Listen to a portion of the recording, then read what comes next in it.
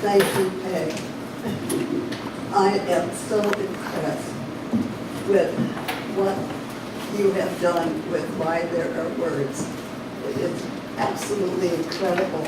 I was impressed with Peg in her, when I took her class to find out what flash fiction was. I didn't know, as a poet, what did I know about that? I was a poet and art journalist. So I followed her ever since. Congratulations. And I was so happy to see all these people and friends, and oh, it's just great to see you here. Thank you.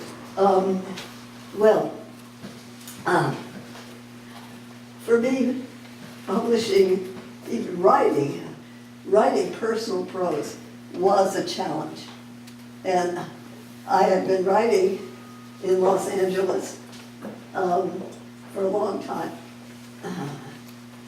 Way back in the 70s, when I was working to make a little more equality for women in the world. Well, I was part of the women's art movement, as Peg mentioned, and I was writing for their first journal. My first review I did for them was on Betty Saar, a wonderful artist you may have heard of if you're an artist. And then when I was doing a big painting show, I asked Arlene Raven if she'd do a review for me, and she said, "Well, Claudia, you write so well, why don't you do it yourself?" Me? Write about me? Would never do that.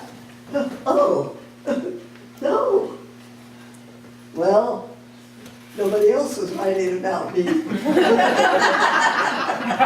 After a while, it seemed like, I was left out of art history. I was left out of feminist art history because I was older and helped them along, helped Judy Chicago and the whole gang, helped it all get going. And like a lot of other older artists, was working. It didn't work. Nothing came back to me because after I got done helping them and I was busy doing my own work, I was left out of the art world, primarily because it was run by gay men at the time. And it was not, women weren't included. So I was just left out of that generation, even though I was in the avant-garde at that time. Right now, you see me on the rear guard, but so here I am. And then I started to write my autobiography, which I've given up interest in it now because it was just ego. Why did I care about it? I only care about what I'm doing now, and that's making art and writing. So it was, I started doing this autobiography, and I was getting bored. Oh no. And I thought, what's a memoir? I better find out what's the difference between a memoir and a biography. An autobiography, I didn't know. So I started reading some memoirs. I thought, I better study this up. And so I started taking, a few more years went by, I'm taking classes in what's a memoir, what's the difference? Well, I found out. So then I redid, started doing my book all over again, going to do a memoir. Well, that memoir was getting too long because once you open the door, personal stories start in. They come in and they wouldn't go away. And so they were getting too many. And I was writing this book for my grandchildren. I have 5. And I thought, oh, I'm never going to live long enough to finish it. I better just publish this book as family stories. So in case I I'm gone, they'll have it many years later. So this is for my grandchildren, and I'll just read a little bit. They're all personal stories about my early life, my family, where I grew up as a child.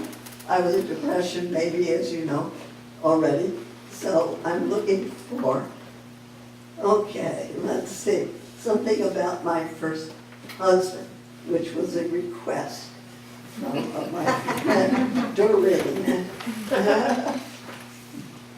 My first husband. Husbands. My sister Shirley had no better luck in her 2 marriages than I did in my first one.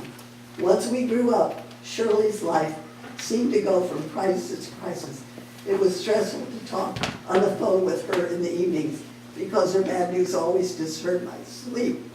And it goes on about my mother, my grandmother, and grandmother's husbands, my mother's 3 husbands, and my grandmother's 2 husbands, and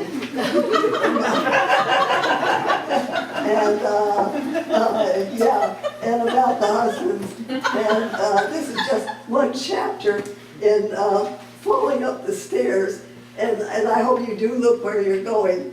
When I was nearly blind as a child and tripped a lot. And so, anyway, I'm going to move on to the second book, Moving Out of the Frame.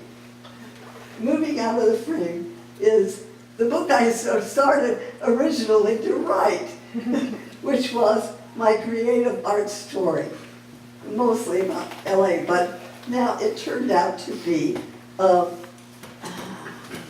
what did it turn out to be, is about my life as a modern dancer and choreographer, professor at UCLA, my art, which was on separate track. In those days, everything was in boxes. And if you did more than one thing, you weren't respected. So the art people didn't know I was a dancer. The dancer people didn't know that I was an artist because everybody was separate. Now, fortunately, the boxes are all opened up, and now it's respectable. It's okay. It's even positively good if you do a lot of different things. So it's okay. So then the writing and the art came together, and sometimes they're separate, and sometimes they're together. And so we were talking about husbands. The second chapter about my husband, I mean, there's so much in this second book, which has the California Arts Council, and the second husband, Harold Schwarm, painter, the chapter is an artistic partnership. Is that the end by 8 minutes? We are. We're getting close to the end. So close to the end. Okay. A little bit there. Who is that lean and tense man hunched over his sketchbook? I asked Wally Grace, my English department friend. Oh, that's Professor Schwarm. He teaches graphic art. He's a bit eccentric, but he draws very well. This was at San Fernando State College, where we were both teaching at the time. And then it goes on where I taught him to dance, and he fell in love with me at the first dance class. But I didn't know it. I mean, he was just this weird guy that came along. And then he helped, and became our art director at IDEA, an art organization that I founded.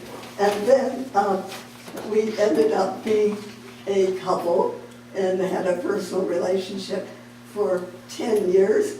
And then we finally tied the knot, got married, and lived together in, where was that? Sacramento. In Sacramento. Yeah, we got married in a little photo booth down at the city. And yeah, so lived in Sacramento and got sick there for the first time in my life, I was allergic to everything there. And I had to get back to the coast. And the coast, I dreamed of a little beach, a green village, a green place with a little village. And I painted of the way Stinson Beach curves around, because dreams have always been part of my life. And there's stuff about dreams in this book too. And then I dreamed it, I wrote a poem about it, I painted it, and then one day in Art Week, there was ad for a art gallery for sale in Stinson Beach, California.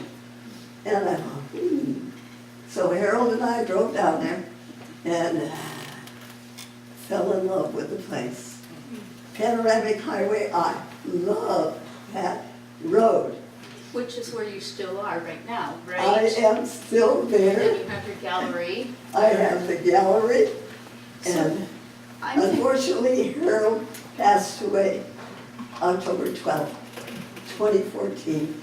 And my memoir that is now circulating with publishers is poetic, it's poetry, and it's about his last illness. He was 89 painting to the end. And then the manuscript I am just now starting. No, I've got one poetry manuscript being published by Norfolk Press in 2018. that's wonderful. And starting today, I started a new memoir in prose. And I was thinking that maybe you could, I'm sure people are going to want to talk to you about this at the break, and so maybe you could Yeah. share it with people personally at that time. Definitely. But I wanted to say that Claudia's memoirs are here, if you would like to make sure to get them at the book table. I'm sure that you'd be happy to sign them for Thank people. you. Thank you so much. Thank you. Claudia.